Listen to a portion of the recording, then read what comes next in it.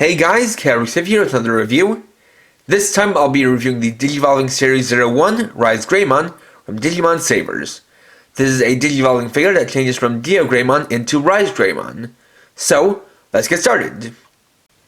So, to start off, we'll take a look at this figure in its champion level GeoGreymon mode. Now, for those who are more familiar with the original Greymon from Digimon Digital Monsters, GeoGreymon is something of a subspecies. While both of them are blue-striped orange dinosaurs with brown three-horned shells on their heads, there are some differences. The big difference, first off, is that while the original Greymon is shorter and a bit pudgier, GeoGreymon is taller and leaner.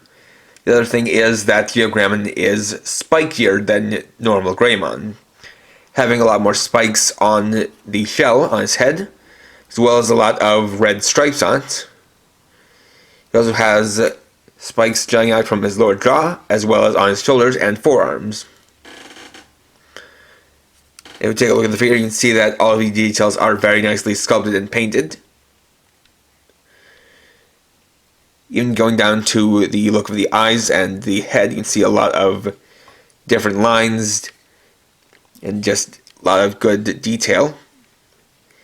Getting into the articulation, you can open and close his jaw. You can see he has a molded tongue, and the lower part of his mouth is also painted in red.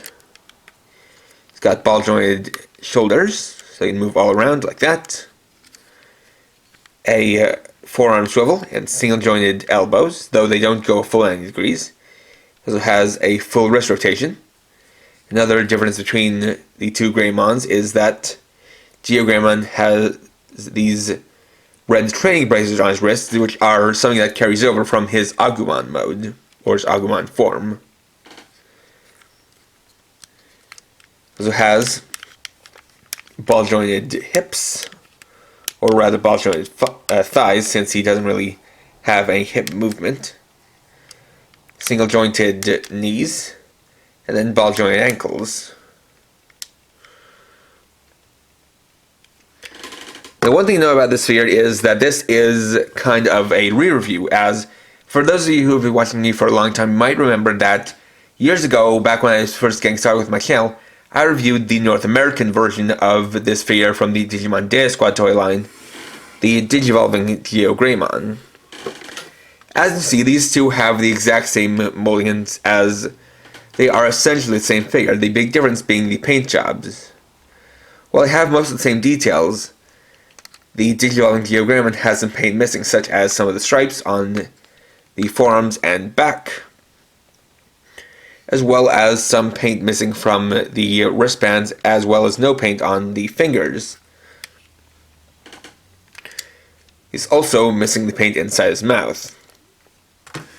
And that is just kind of standard fare for Bandai of America, unfortunately. But with this figure, you can see what the figure is actually meant to look like, with all the paint filled in. So, to transform this figure, we'll start off by opening up this part here on the tail. Then pull out these pieces, which will become RizeGreymon's wings. Then we're going to lift this up a little bit and rotate the tip of the tail all the way around to switch to this black part on the underside. Then we open up the back and plug in these two pieces via these holes on the back. Going to rotate out the left arm, pull up this new skull piece, twist around the arm and put in GeoGreymon's left arm to leave us with RizeGreymon's. Then we're going to take the chest piece and flip it around and close it back up, as well as close up the tail. Then we'll take this piece and flip it over the head to GeoGreymon, but first we have to fold in this horn. Fold out the new horn. We'll rotate around the wings and fold them out, which will extend out these pieces.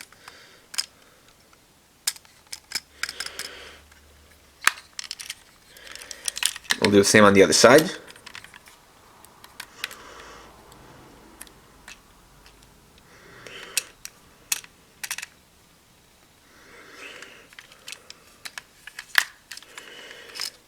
Then finally, we'll take this part of the arm, extend it out,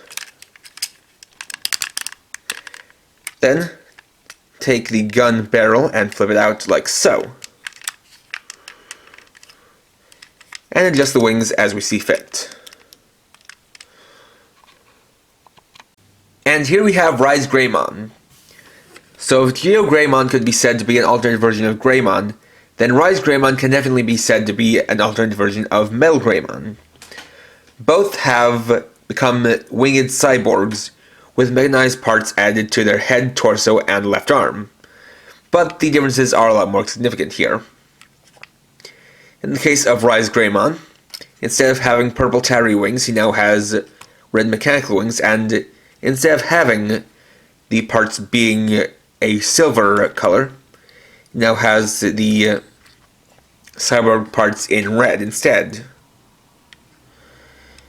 Still got, or like with Greymon, he has a metal casing for his skull as well as a chest plate here.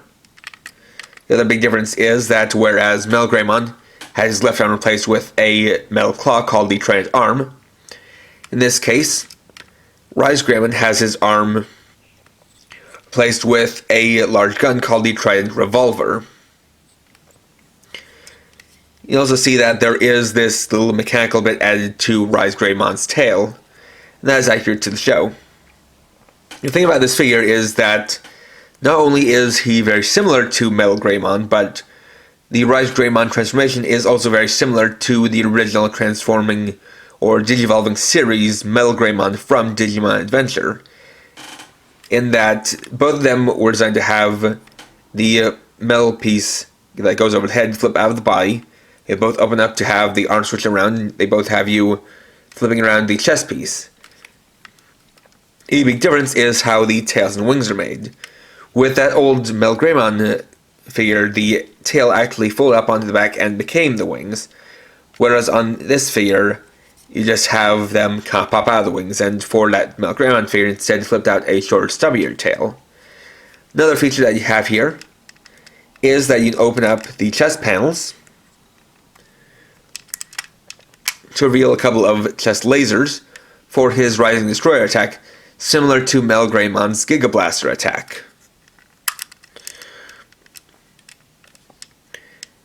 You'll have the very nice details on the wings, and some very nice molding for the Trident Revolver. And once again, for a comparison, here he is next to the North American version. And again, the big difference here is in the paint.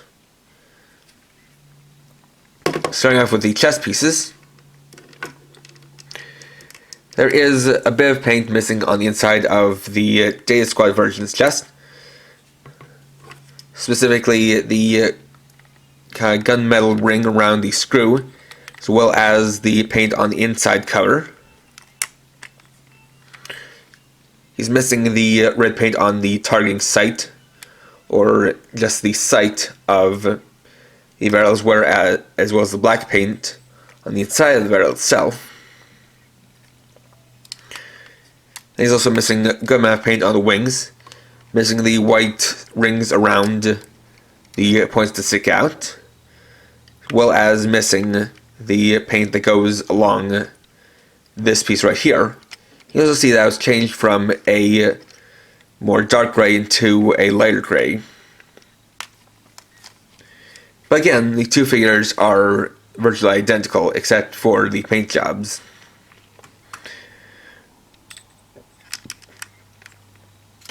And for this mode, he does gain a little bit of articulation in some parts, in that you now have these strings that can rotate on these hinges, as well as the Trident Revolver arm being on a ball joint, as well as having a bicep swivel and a elbow joint.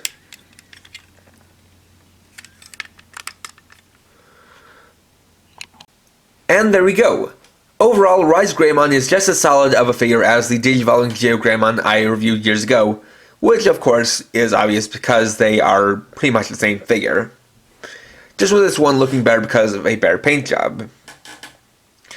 That being said, with these figures, of course, being Digivolving figures as they are, this guy does have some bits of inaccuracies to the show, and yet that's just something that comes with the territory. The first bit being that he is missing the red hair from the back of his head that is supposed to come with RizeGreymon, but that was also something that was missing on the Metal Greymon figure from years ago.